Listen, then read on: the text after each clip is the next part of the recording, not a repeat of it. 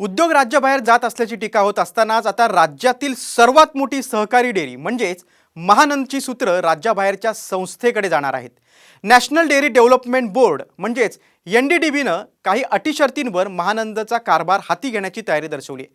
आता राज्य सरकार याबाबत कोणता निर्णय घेणार याकडे सर्वांचं लक्ष लागले. पाहूयात एक रिपोर्ट. महानंदचा कारभार चालणार परराज्यातून. महानंद जाणार NDDBच्या ताब्यात. महानंद चालवण्यासाठी NDDBची 350 कोटींची मागणी.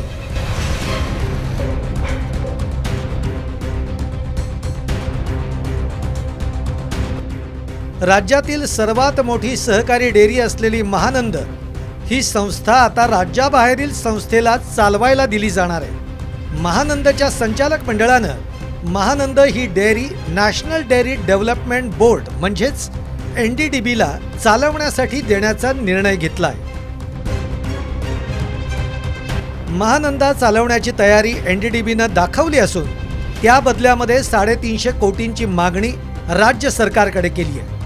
हा प्रस्ताव राज्य सरकारनं मंजूर केल्यास गुजरातमधल्या आनंदमधल्या NDDBच्या मुख्यालयातून महानंदचा कारभार चालणार आहे.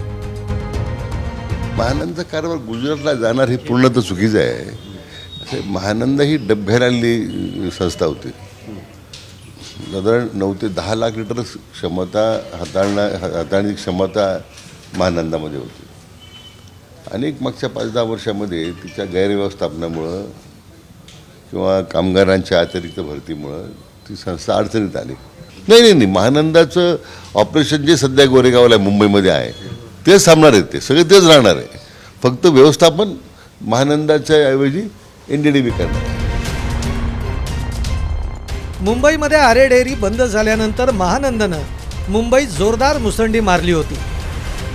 अगदी अलीकडेपर्यंत महानंदचा रोजचा खप 10 लाख लिटर इतका होता. पण सध्या हा खप दररोज अवघा 90,000 लिटरवर आलाय. याशिवाय महानंदमध्ये अनावश्यक नोकर भरती झाल्यानं कामगारांच्या पगारासाठी दर महिन्याला 5.5 कोटी रुपये इतका प्रचंड खर्च होतोय. त्यामुळे महानंदच्या संचित तोट्यामध्ये दर महिन्याला 3 कोटी रुपयांनी तो वाढतोय. 6 महिन्यांपासून कामगारांचा पगार थकला असून आर्थिक अडचण इतकी आहे की कामगारांच्या VRS साठी सुद्धा डेअरी व्यवस्थापनाकडे पैसे नाहीये.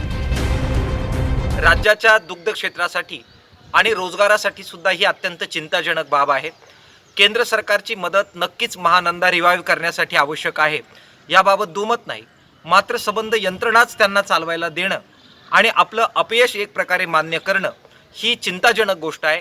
राज्य सरकारने याबाबत पुनर्विचार करावा. महानंदच्या तोट्यासाठी अध्यक्ष राजेश परजने यांनी काही कारणं दिली आहेत. मात्र खुद्द परजने यांच्यावर देखील अनेक आक्षेप आहेत. महानंदचे अध्यक्ष झाल्यापासून परजने महानंदकडे फिरकतच नाहीत. तसेच मागील काही महिन्यात त्यांनी महानंदची प्रत्यक्ष बैठक देखील घेतलेली नाही.